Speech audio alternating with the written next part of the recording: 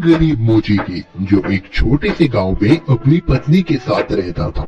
मोची के घर के हालात दिन पर दिन बिगड़ते जा रहे थे। घर में जो भी राशन था वो भी खत्म होता जा रहा था। ऐसे ही एक दिन मोची ने अपनी पत्नी से कहा, अब मुझे और यहाँ नहीं रहना। यहाँ ना तो कोई कमाई हो पा रही है और ना ही कोई काम मिलता है। अरे पड़ोस का गांव बहुत बड़ा है, अब मैं वहाँ जाकर अपना मोचीगिरी का काम करूँगा। कुछ दिन घर से दूर रह लूंगा, कम से कम घर का खर्चा चलाने लायक कमाई तो हो जाएगी वहाँ। क्यों, वहाँ के लोगों के जूते चप्पल ज्यादा टूटे हैं क्या, जो आपको वहाँ जाकर ही मौजेगिरी करनी है? अरे अपनी जन्मभूमि में रहकर तो सिक्के कमाए नहीं जाते, पराए गाँव जाकर कमाएंगे ये पैसे। अगले दिन सुबह सुबह मोची चुपचाप अपने जूते चप्पल ठीक करने का सामान उठाकर दूसरे गांव की ओर निकल पड़ा।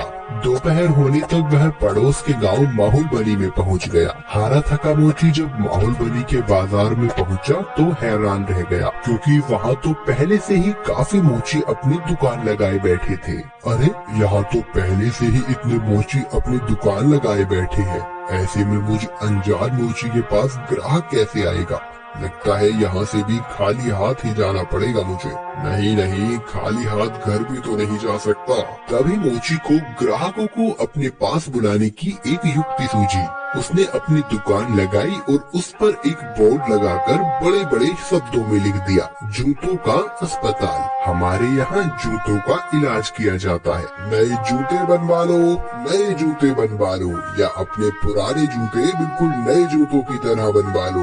लोगों ने जब ये सब देखा तो उन्हें कुछ नया देखने को मिला। नए जूते बनवा लो, नए जूते बनवा लो, या अपने पुराने जूते बिल्कुल नए जूतों की तरह बनवा लो। जूतों का अस्पताल? अरे भाई मोची, जरा मेरे इन जूतों का इलाज तो करो। हाँ हाँ जी सेठ जी, अभी किए देता हूँ। मोची अपने छोटे से अस्पताल पर बैठकर सेठ के जूतों का इलाज करने लगा। ये लीजिए, अब आपका जूता बिल्कुल स्वस्थ है।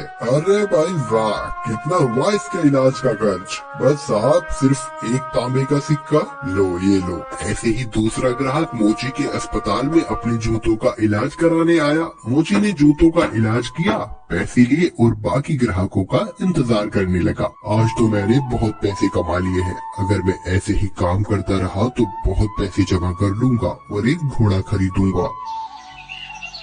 उसने बहुत मेहनत से काम किया और कुछ ही दिनों में 4 सोने के सिक्के जमा कर लिए। उनमें से उसने 2 सोने के सिक्कों के बदले एक व्यापारी से एक घोड़ा खरीदा और घर लौटने का फैसला किया। अगले दिन उसने अपना सारा सामान बांधा और घर के लिए निकल पड़ा। अपने रास्ते में उसे एक घने जंगल से गुजरना पड़ा, जहाँ उसने डाकुओं का एक झुंड देखा। हे भगवान, ये तो डकैत लगते हैं। ये डकैत मेरा सारा पैसा ले जाएंगे और मैं एक बार फिर से गरीब बन जाऊंगा। अब मैं क्या करूं? मोची बहुत चतुर था। उसने हिम्मत नहीं हारी और उसने एक योजना बनाई। उसने एक सोने का सिक्का घोड़े के गले में बांध दिया और आगे चला। चोरों ने उसे पकड़ लिया। अरे ओ, फटाफट अपना सारा पैसा निकालो, चलो जल्दी करो। देखो, मैं एक गरीब मोची हूँ, मेरे पास इस घोड़े के सिवाय और कुछ नहीं है। कृपया मुझे जाने दो डाकू भाई। जैसे ही उसने ये सुना, घोड़ा रेका और उसके गले से वो सोने का सिक्का नीचे जमीन पे गिर गया। अच्छा मक्कार झूठे, हमसे झूठ बोलने की तेरी हिम्मत कैसे हुई? अगर तेरे पास कुछ नहीं था तो ये सोने का सिक्का तेरे पास कहाँ से आया? रुकिए रुकिए, अभी मैं आपको सब सच बताता हूँ। दरअसल ये घोड़ा सोना उत्पन्न करता है, इसी वजह से मुझे सारे पैसे मिलते हैं। ठीक है, ये घोड़ा तुझे हमें देना होगा, हम तभी तुझे यहाँ से जिंदा जाने देंगे। नहीं, बिल्कुल भी नहीं। अगर मैं इसे तुम्हें दे दूंगा तो मेरे पास कुछ भी नहीं बचेगा। चलो, हम तुम्हें इसके बदले 50 सोने के सिक्के देंगे। ठीक है, पर एक बात का ध्यान रखना कि बारी बारी से अपने साथ इस घोड़े को रखना, वरना आखिर में तुम सब पैसे के लिए लड़ते ही रह जाओगे। मोची ने घोड़ा बेच दिया और घर लौट आया। वो बहुत खुश था कि उसे सोने के सिक्के मिले थे। इस पैसे से उसने अपने ही गांव में थोड़ी सी जमीन खरीदी। इस बीच डकैत भी घोड़े को लेकर अपने अड्डे पर पहुंच गए। वहां डकैतों के सरदार ने अपने आदमियों से कहा, इस गिरोह का सरगना होने के नाते इस घोड़े को सबसे पहले मैं रखूंगा। उन सब ने अपने सरदार की बात मानी और उस रात सरदार अपने अड्डे पर उस घोड़े के साथ सोया। अगली सुबह जब वो उठा तो उसने देखा कि वहाँ अस्तबल में कुछ भी नहीं था। उसने पूरा अस्तबल सही से देखा पर उसे कुछ नहीं मिला। वो जान गया कि इस मोची ने उसे बेवकूफ बनाया है। इस बीच एक और डकैत वहाँ आया। सरदार, आपको सोना मिला? हमें भी बताइए कि कितने सोने के सिक्के घोड़े ने उत्पन्न किए। तुम खुद ही ये पता लगा लोगे जब आज रात तुम खुद ही इस घोड़े को रखोगे। सरदार ने किसी से कुछ नहीं कहा क्योंकि वह अपने आप को बेवकूफ साबित नहीं होने देना चाहता था। एक एक करके सभी डकैतों ने घोड़े को अपने साथ रखा पर उनमें से किसी को कुछ नहीं मिला। वे सब समझ गए कि उन्हें बेवकूफ बनाया गया है। उस मोची ने हमें बेवकूफ बनाया है, अब हम उसे सबक सिखाएंगे। सरदार, उसने ये साधारण सा घोड़ा हमें 50 सोने की मोहरों में बेचा है। हम उससे अपना पैसा वापस लेंगे और हमें धोखा देने की जुर्रत की सजा देंगे। हाँ, चलो चलो। वे सब के सब मोची के घर की तरफ निकल पड़े। मोची अपने खेतों में काम कर रहा था। उसने सभी डकैतों को अपने घर की तरफ आते हुए देख लिया। मोची जल्दी से अपने घर में गया और अपनी पत्नी से बोला, अरे भाग्यवान, मेरी बात ध्यान से सुनो। अभी एक डकैतों का झुंड यहाँ आएगा और जब वो मेरे बारे में पूछे तब तुम उनसे कहना कि मैं खेतों में काम कर रहा हूँ। फिर हमारे कुत्ते जबरा को भेजना मुझे बुलाने के लिए। ये कहकर वो अपने घर के पीछे छुप गया। कुछ देर के बाद चोर वहाँ आ पहुँचे। वो मोची कहाँ है? बुलाओ उसे, हम उससे बात करना चाहते हैं। वो तो खेत पर गए हुए हैं। आप रुकिए, मैं अभी अपने कुत्ते को भेजती हूँ उन्हें बुलाने के लिए। जबरा, तुम अपने मालिक के पास तो जाना और जाकर उनसे कहना कि कुछ लोग उनको बुलाने आए हैं। ये सब क्या है? क्या जबरा सचमुच तुम्हारे पति को यहाँ ले आएगा? जरूर, वो हर बात समझता है। जब वो खेत पर होते हैं और मुझे उनसे बात करनी होती है तो मैं बस जबरा को उनके पास भेज देती हूँ और जबरा मेरी बातें उन तक पहुँचा देता है। डकैत मोची की पत्नी से बात कर रहे थे तभी मोची वहाँ आ पहुँचा। ओह डकैत भाई, आप आए हैं। जबरा ने मुझे बताया कि आप मुझसे कुछ बात करना चाहते हैं। हमें तुम्हारे इस घोड़े से कुछ नहीं मिला। तुमने हमें धोखा दिया, हमसे झूठ बोला। अरे आप कैसी बात कर रहे हैं? मुझे लगता है आपको कुछ तो गलतफहमी हुई है। आज जो कुछ भी मेरे पास है सब कुछ उस घोड़े की बदौलत ही है।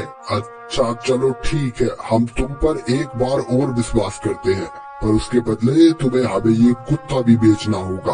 अरे नहीं, बिल्कुल भी नहीं, मैं इस कुत्ते को तुम्हें नहीं बेच सकता। अरे चलो, हम इसके लिए तुम्हें 40 सोने के सिक्के देंगे। थोड़ा इनकार करने के बाद मोची सहमत हो गया कुत्ता बेचने के लिए। चोरों ने जबरा को लिया और चले गए। जब सभी डकैत अपने अड्डे पर पहुंचे तो सरदार ने ऐलान किया कि वो पहला होगा जो कुत्ते को अपने पास रखेगा। बाकी डकैतों ने उसकी आज्ञा मानी और चले गए। सरदार ने अपने बेटे श्याम को बुलाया। सुनो श्याम, मैं अब काम पर जा रहा हूँ। अगर मेरी जरूरत पड़े तो इस कुत्ते को मुझे बुलाने के लिए भेज देना।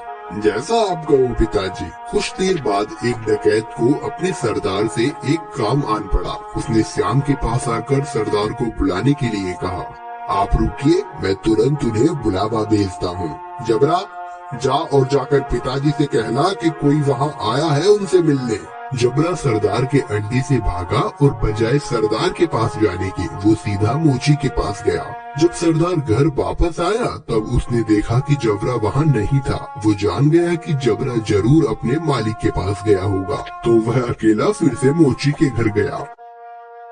सुनो, क्या जबरा तुम्हारे पास आया हुआ है? हाँ, वो यहाँ आया है। मेरे ख्याल से उसे जरूर मेरी याद आ रही होगी। मेरी मानिए तो उसे थोड़ा सा समय दीजिए, अंत में वो आपको अपना मालिक स्वीकार करने ही लगेगा।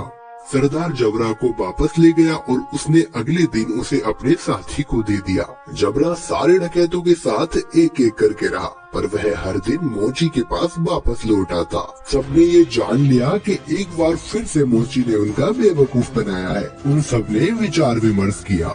इस बार हम बेवकूफ नहीं बनेंगे, मैं उस मोची को अब सबक सिखाऊंगा।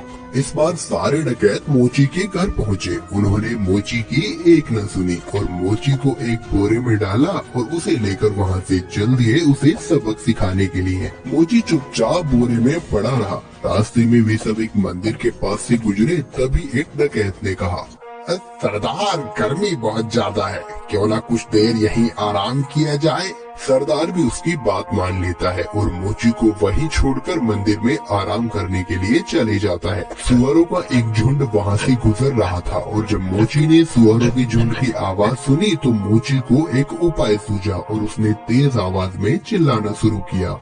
मैं ऐसा नहीं करूँगा, मैं ऐसा नहीं करूँगा, मुझे छोड़ दो, मुझे जाने दो। सुअरों के मालिक ने उसकी आवाज सुनी और वो उसकी ओर आया। अरे रुको रुको, क्या हुआ? तुम क्या नहीं करोगे? किसने तुम्हें इस बोरे में डाला? वो मेरी शादी जबरदस्ती जमींदार की बेटी से करवाना चाहते हैं, पर मैं शादी नहीं करवाना चाहता। क्यों भाई, क्या तुम पागल हो? अगर मैं तुम्हारी जगह होता तो मैं यकीनन उसकी लड़की से शादी करता। अगर ऐसी बात है तो आओ, मैं तुम्हें बोरे में डाल देता हूँ और तुम जाकर उसकी लड़की से शादी कर लो। सचमुच? बेशक, लेकिन पहले मुझे बाहर तो निकालो। सुअरों के मालिक ने मोची को बोरे से बाहर निकाला और खुद बोरे के अंदर घुस गया। मोची ने उसे बांध दिया और उसके सुअरों को लेकर वहाँ से चला गया। शाम को डकैत मंदिर से बाहर आए, बोरे को लिया और चले गए।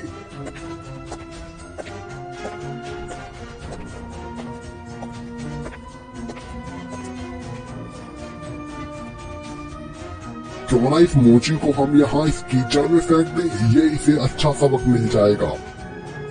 डकैतों ने उसे कीचड़ में फेंक दिया और वहाँ से चले गए। वापस आते हुए उन्होंने मोची को सड़क पर देखा और वो हैरान रह गए। अरे तुम यहाँ कैसे पहुँचे?